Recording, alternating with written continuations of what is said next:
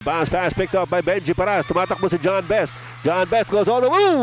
Yes. At saka kalokohan na foul yung ginawa ni Jambolado. Konting tulak pa sa likod. Dumadunk na tao. Bibigyan mo pa ba ng 3-point play? At to Kenny Payne. He challenges John Blow. Na NBA player yan dati. Iba na lang yung ano niya. Pero may experience na yan. Si Bronson naagawan si Pido. Ayun, tinang. Dahil doon sa pagpihit ni Pido Harencio. Got 4 seconds on the shot clock. Biglang pumihit. Sabay lingon pa, tumitingin sa radyo. Kami nasa TV. Kasama natin sa radyo. Nandiyan si... From Donald Williams. Harencio, titikada na naman ng 3. PLDT long distance shot from Pido Harencio. Bumawi rin si Pido Harencio. Ito, humahabol naman si Chris Jackson kay Bong Alvarez. 3-point shot. That's big.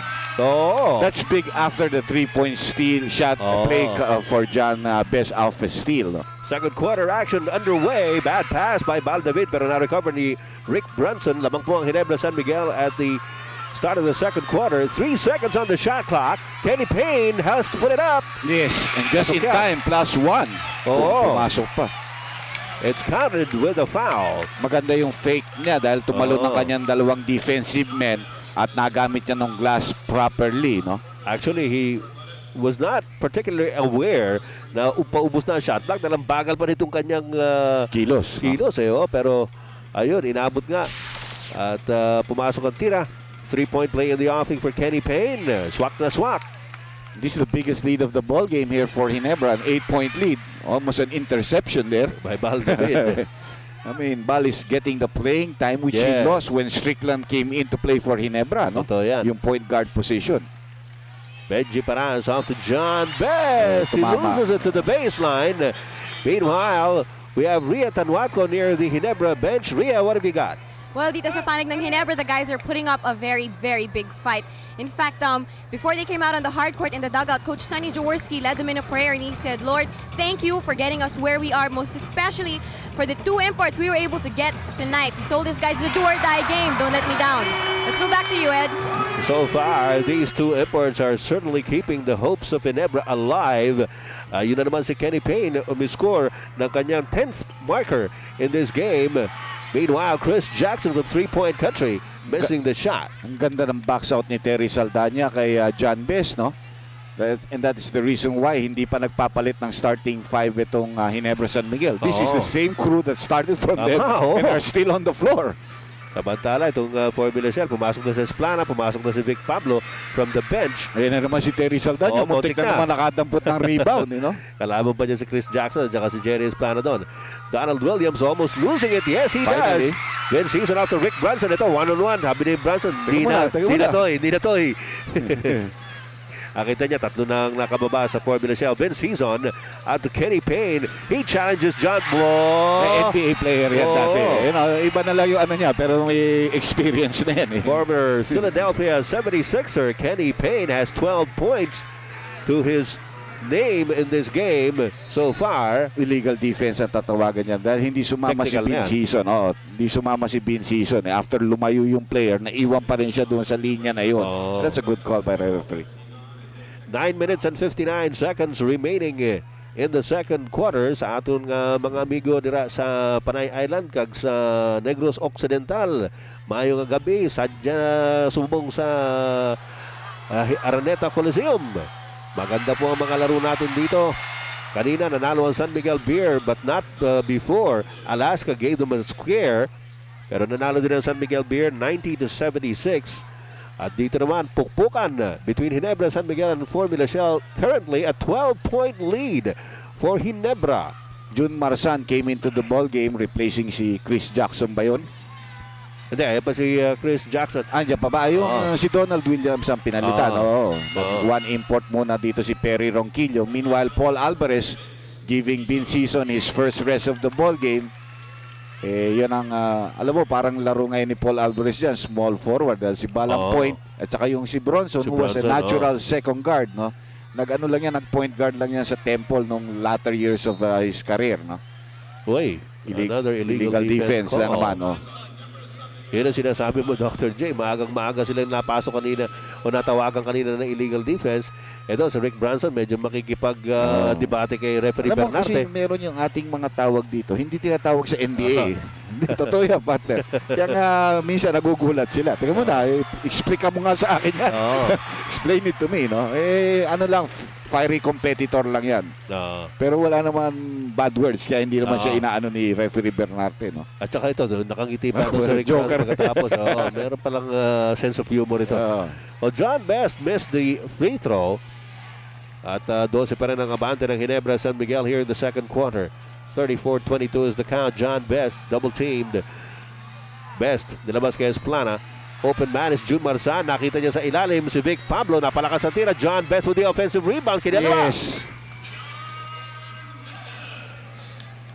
Pero magandang atake doon ng Shell. They went to the inside, no? With some good passes, they were able to get some inside shots.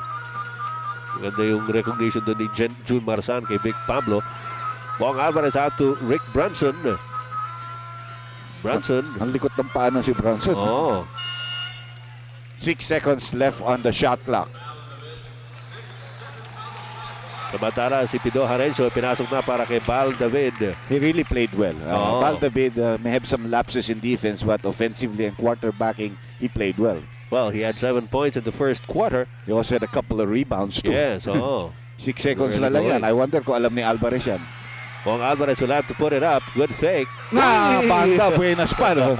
Yun ang tawag mong buenas dahil nakabanda ka sa ibabaw. Yes. Hindi naman niya talaga binabanda ng gano'ng kalakas yun eh. Napalakas pero pababa naman yung bounce. So, it went in and gives Ginebra San Miguel another even dozen lead.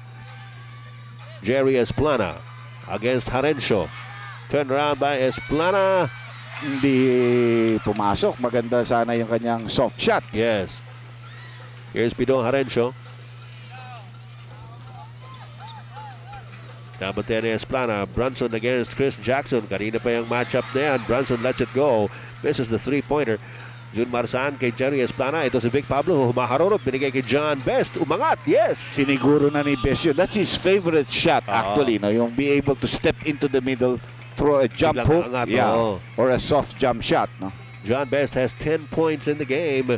At 10 puntos din ang kalamangan ng Ginebra San Miguel over Formula Shell here in the second quarter, 36-26. Rick Brunson will take it inside. Walang tira. Pinasahan. Alvarez. And the loose ball picked up by Pido Harencio. Shot clock's down to 1. Hindi niya alam. And there's the buzzer. Hindi niya alam eh. He had no awareness of how much time there was left on the shot clock. Kundi, bibitawan ni Pido kaagad yun. 7 minutes and 45 seconds remaining in the second quarter. Of course, yung pasok ng dalawa, medyo magkakagulo ulit. Si Pido Harencio at saka si Alvarez dahil panibagong adjustment na naman gagawin ng mga imports dyan. Terry Saldana will be called for his second personal foul. Score natin, partner, 36-26, 7 minutes and 33 seconds left dito sa ating second quarter. Si Jambulado, malapit nang pumasok. Tinapik na yan ni Coach Jaworski. John Best humingi ng pasa. He's up against Terry Saldana. Nakita si Jackson sa ilalim. Yun ang sinasabi mo, Dr. J. Mga pasa-pasa ng Formula Shell na nakakakita ng libreng tao sa ilalim. Dumouble team si Brunson eh. Naagawan si Pido. Ayun, tinang. Dahil doon sa pagpihit ni Pido Harencio, tatapikan ni Jerry Esplana, pinulot ni John Best, and he slammed it home, cutting the lead of Ginebra drastically down to only 6 points and an early timeout by Ginebra San Miguel. Pero po tayo 6 minutes and 53 seconds remaining dito sa ating second quarter. Chris Jackson going up with that loose ball. Bumabalik na dito ang Shell. They're on a 6-0 run, cutting down that dozen point lead to only traveling. Yes, he took that step without putting the ball down the floor. Tama yun. Medyo nanggigil lang si John Best. He knew that he had a mental lapse there. 36-30, gaya nga na sinabi ni Dr. J, 6 na puntos sa kalamangan ng Ginebra San Miguel, down from 12 dito sa second quarter. Bong Alvarez may tanga ng bola, nakatingin kay Kenny Payne. John Best fronting him, iniwanan ni Kenny Payne pero medyo malakas ang pasa. And last touch on Vic Pablo of Formula Shell with 10 seconds on the shot clock of Ginebra San Miguel. Well, that's one of the problems of Alvarez, throwing in the ball. Yan naman, parang hindi siya Control, talaga isang guardia. No? Maganda yung kanyang, pero takot rin siya pumasa minsan. Ayaw niya mag-error. Rick Brunson Nice bounce pass to Kenny Payne. He was squared for that shot. Well, Payne is beginning to show his ability to shoot from the outside. No, Oo. yan ang kanyang he could not have been a first-round pick without any yes. shot. Well, he has already scored 14 points in the game. Ang kanyang partner, si Rick Brunson, has 9. Has not scored here in the second quarter. Sa kasalukuyan, lamang ang Ginebra ng 8. John Best gets away, however, and scores his 14th point likewise para naman sa Formula Shell. Bong Alvarez got Jun Marzan out of the way. Pido Harencio, ayan, pupukol. Wala. Chris Jackson, nakita si John Best up ahead. Medyo malakas ang pasa. Brunson is there together with Pido Harencio. No basket. There was a foul downstairs. Spotted on Rick Brunson. Yeah, he was willing to give up the foul. Pido Rencio could have spotted Paul Alvarez for a shorter shot, pero he decided to go for the three-pointer. Alam mo, siyempre gigil rin yan because they've only won 1 game so far dito sa second round ng Governor's Cup. Tama yan. Medyo inaalat-alat sila lalo na nung nagpapalit-palit sila ng imports. John Best, 3-point shot. Wala. Kenny Payne para sa rebound. He already has 7 rebounds in the game. 7 boards, ha? Oo. Sabi ni Bronson muna kay Jambulado, doon ka muna sa kabila. Oo. Wala yun muna ako rito. Nailang ako sa'yo. Ito si Rick Brunson. Laki mo eh. Kenny Payne. Post play. Brunson wants it back. They've got 4 seconds on the shot clock. Biglang pumihit. Sabay lingon pa. Tumitingin sa radyo. Kami nasa TV. Kasama natin sa radyo. Nandiyan si Rado. Rado at si Noel. Papakilala pa doon sa dalawa. 8-point lead by Ginebra. Jun Marzan, get away, pero Brunson was there. However, a foul is going to be called. Kung kanino? Kay Pido Harencio? Sa 11. Si Bong Alvarez. 4 minutes and 51 seconds ang nalalabi sa ating second quarter. Magandang gabi po sa lahat ng ating mga kababayang nanonood dito po sa ating bayan ng Superstars. Ang inyo pong kuya at tiyo dito sa panel. Ed Pixon at saka si Andy. Tayong dalawa. Oo, okay. Tayong na tiyo. Kasi kukunti na lang mga tao tumatawag sa atin na iho eh. Nagkawala. Kaya either kuya tayo o tiyo. Okay. Accepted. Okay, Jun Marzan at the line. Ito, galing din na Ginebra ito, si Jun Marzan. Yes. 40-34, 6-point lead by Ginebra. Bong Alvarez, medyo nabitawan pa ang bola doon. Alam mo si Bong, walang kumpihansa yung laro niya. Hindi yung parang yung sumasaksak sa basket na hindi naiilang. Parang namumupo no? Good si rebound. Bong Alvarez with a good rebound. John Best is there. I-dribble lang naman. Yung parang ba't hindi siya mag-dribble? No? Yung parang nawala yung kumpihansa. And this is where Best has one of his Achilles heels. Yung mga useless fouls niya sa backcourt. Naalala na naman natin yung laro na yun nung San Miguel at saka Formula Shell na nag-foul out siya nung fourth quarter. Umabot ang double overtime yun. Swerte at nanalo pa sila without him. Correct. Sa Mobiline, he fouled out in the fourth quarter when they were leading. Alam mo naman, import ka, 5 fouls ka. Yayakap ka ba ng player sa gitna ng court na hindi tatawagan ng referee? Rick Brunson pulls up. Yes! His first field goal in the second half. That's right. Pero medyo mukhang pagod na, no? Ha? Mare, dahil sabi mo nga, 2 araw pa lamang dito yung 2 imports na yan. Rick Brunson now with 11 points in the game. His partner, Kenny Payne, has 16. John Best against Jambulado. Sabi ni Best, huwag ka nang pilitin. Jun Marzan sumaksak. Ooh, what a shot! Sabi ni Jun Marzan, natatakot ka rito kay Chris Bulado. Kilala ko to. Sabi niya gano'n, balian ko nga. What a miraculous shot there by Marzan, who has given them some good points coming off the bench. 6-point lead by Ginebra. Kenny Payne, nakatapak lang sa linya yun. Tumitikada si Payne, ha? Sabi niya, I'm not a post-up player. I'm a shooter from the outside. Matangkad lang ito pero sa labas tumitikada si Kenny Payne. Although he did have a stretch earlier na nakita natin. Pumoste yan. But he's really just a small forward in the States. Sa height na yan. Donald Williams, 5 seconds on the shot clock. Benji Paraz is fouled. It's gonna be on Brunson. Pangalawa na yan ni Rick Brunson. Hindi po kapareho ng spelling niya ni Charles Bronson. Charles. Brunson siya with a U. Ito yung mag-ama, Robert Jaworski Jr. and Sr. Rick Brunson. Ang tunay na pangalan niya is Eric Daniel. So yun. Uy, Inabot ni Jambolado tuloy si Jackson dahil nailang konti kay Pido Harencio. nandun si Pido Harencio sa harapan niya. Nasa likod naman si Jambolado. May ginawa siyang jumbo sandwich ni ni Chris at saka ni Guan. Ni Ito. Pido. What a nice play, no? And nakatalikod lahat yung mga nagdidepensa. So an easy shot there for Benji Paras. Hindi lang nga natin nakita pero 6 na puntos na naman ang kalamangan ng Ginebra San Miguel. Brunson trying to shake off Chris Jackson and referee Garferio.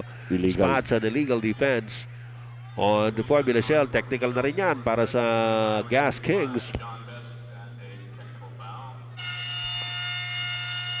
Samantala, with 2:57 remaining in the second quarter, we have this timeout. Lipavitan, the official energy drink of the PBA. Lipavitan gets you going. Reko. Tamaan ka ba, pare? Sa longi. Samantala si Kenny Payne nagbintis doon sa kanyang free throw of the illegal defense Kung di technical foul. nagka-timeout yun, si Harencio natitira niya. Siguro gusto ni Coach Sunny na magkaroon siya ng konting feel. Ayun, nag-miss. Si Harencio talagang dead shot rin yan siya. Oo. Samantala, lamang pa rin ang 6 ang Ginebra San Miguel, 44-38. We're in the second quarter of this game. Ito wala nang bukas para sa Ginebra San Miguel kung sila ay matatalo. So, talagang gigil na gigil. Pido Harencio nagbintis. Bong Alvarez, bitawan ng bola. Rick Brunson picks it up. Brunson from the side. Wala pa rin. That's double dribble. That's double correct. dribble, Kala ko hindi nga tatawagan dahil binagsak na niya ang bola. Dinampot niya. Drinibble niya ulit. 2 minutes and 36 seconds remaining in the second quarter. At itong si Rick Brunson palang itirin pala, no?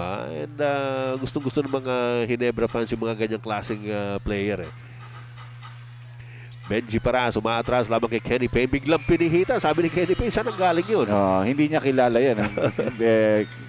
Benji is one of our best post players in the land. No? And he has 12 points tucked under his belt para sa Formula Shell. Bong Alvarez crossing the timeline. His pass picked off pero nakuha niya ulit from Donald Williams. Harencio, titikada na naman ng 3. PLDT long distance shot from Pido Harencio. Bumawi rin si Pido Harencio. Dahil yung kanilang tandem ni Alvarez medyo hindi as effective as Hison and Baldavid kanina. No? Right. Pero sabi siguro ni Pido Harencio, Babawi na ako. Pasasaan ba yan at papasok din ito. Donald Williams gets an offensive rebound. He is challenged for possession. Chris Jackson picks it up. Double team on him. Nilabas kay June Marsan. Donald Williams. Nakawala kay Bong Alvarez. Wala pa rin. Donald Maalat, Williams only has Maalat. 2 points in the game. Rick Brunson, humarunot. Foul. Ando si Benji Paras. Benji claims it was all ball. But referee Garferio disagrees. Yan natin, maganda rin talaga depensa dito ni Benji Paras. Dahil inaabangan niya, dalawa sila. So this guy had to go around the first defender. So Benji was waiting in the wings. No? Yan, gigiti-giti na naman ito si Rick Brunson. Gusto niyo pala player ng maganda talaga ngiti. Gusto mo? Sino? Yung naghahanap ng ganyan. Si Michael. Wala nang trabaho ngayon. Sino Michael? Jordan. Ba? Meron pa ba mas maganda ngiti doon? Oo. Sige. Lockout yun. Wala nang trabaho ngayon yun. Matawagan nga. Mag-golf kayong dalawa. Ayun. Mas gusto niya yun eh. Oo. Pareho lang kami. 49-40. Kaya lang, Hindi, hindi tayo pwede ngayon. malakas lumaban niya ba? Oo. Wala tayo dyan. Wala tayo bubugar yan. 4 seconds on the shot clock for Formula Shell. 2 seconds, June Marsan from midcourt. Walang tinamaan. So the shot clock continues to run. 64 seconds remaining dito po sa ating first half. 9-point lead na ngayon ng Ginebra San Miguel at 49-40 as you look at Coach Perry Ronquillo and now Coach Jaworski. Rick Brunson against June Marsan.